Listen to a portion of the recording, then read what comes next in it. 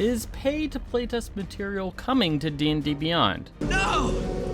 Oh, please, God, no! D&D Beyond raised a few eyebrows earlier this week when it sent out a survey to some users asking for feedback about potential new content. Included in the options were serialized adventures, lore drops, new playable content, player aids, and experimental content to playtest. Now, this survey then asked users which of the content they had selected they would be most likely to be interested to pay for, which meant that if you were interested in playtest material, the survey then asked if you'd be interested in paying for it. I'm sure you can probably figure out what happened next. Outrage, rumors, misconceptions. So let's talk about this. While D&D Beyond currently hosts the One D&D, or whatever we're calling it, Unearthed Arcana playtests, developers don't actually build any of that content into the D&D Beyond character builder. They used to, but they stopped a few years back, and their reasoning was basically that it takes a lot of manpower to add character options, and the playtest ones don't often actually get used in the game. They get playtested by players, and they lingered around as like legacy playtest options in the character builder, but they wanted to focus on stuff that was official D&D content.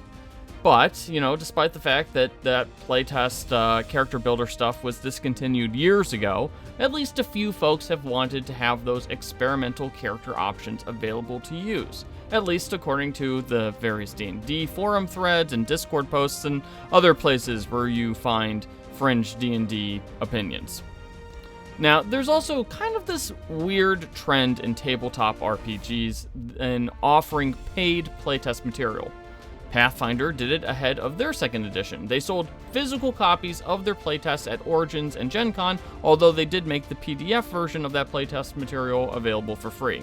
Marvel did it with their playtest, and that playtest material was almost entirely invalidated by future revisions, as Marvel basically scrapped the original rules design except for the D616 system. But, all the rankings and, the complicated graphs and all that stuff that was in the original playtest, gone. It didn't even stick around for the entirety of the playtest, and for a period of time you actually needed to have your playtest PDF or playtest book that you paid like $5 for, and basically they told you which pages to ignore. It was a little bit of a mess. Even Kobold Press did it with Project Black Flag. If you want to follow the full playtest for that game, you need to be a Kickstarter backer. You need to have paid money in order to access their full playtest. So, weirdly enough, there's a precedent for paid playtest material in tabletop RPGs, although it's not something that Dungeons & Dragons has ever done, at least not to our knowledge. Now, personally, we're firmly in the open game camp here at the Character Sheet, and playtests do better when they aren't gatekept behind a dollar tag. Given how many players don't pay for Dungeons & Dragons, and we don't mean pirating, we mean players who share a player's handbook, or share D&D Beyond subscriptions, or, all the legal ways that you can play Dungeons & Dragons for free. Making playtest material a paid purchase feels like a way to basically ignore a massive segment of your player base. Now, keeping all of that in mind, a survey is hardly a substantive suggestion that actual playtest material is coming to Dungeons & Dragons. And, even if it was, it's far more likely that Wizards is tossing out the idea of somehow unlocking playtest material on the D&D Beyond character builder and not simply blocking off all of their playtest material behind some kind of paywall.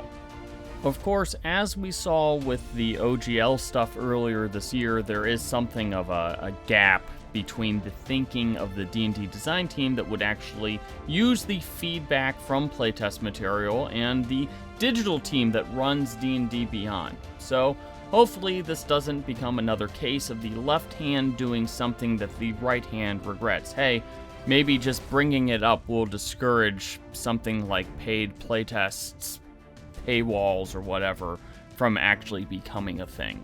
So, what do you think? Let us know in the comments, and don't forget to hit those like and subscribe buttons.